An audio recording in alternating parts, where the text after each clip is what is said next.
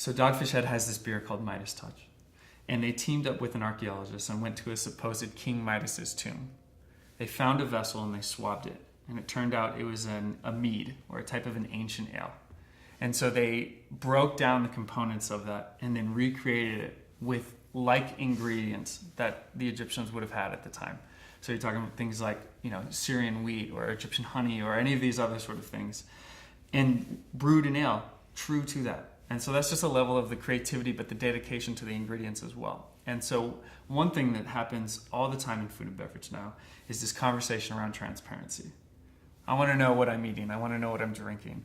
You have the founders of Blueprint who kind of catalyzed this whole effect with their ingredient list on the front panel. You have Kind Bar going in a clear substrate, letting you actually see it for the very first time. That is whole ingredients.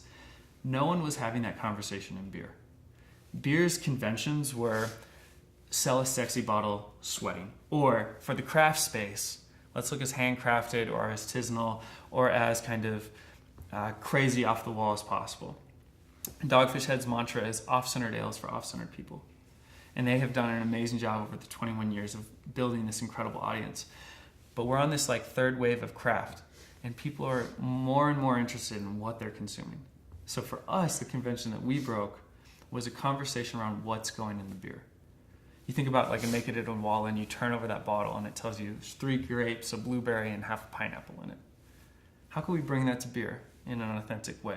And Dogfishhead doesn't use any fillers or natural flavors or colors or any of that stuff like some authentic craft beer companies do.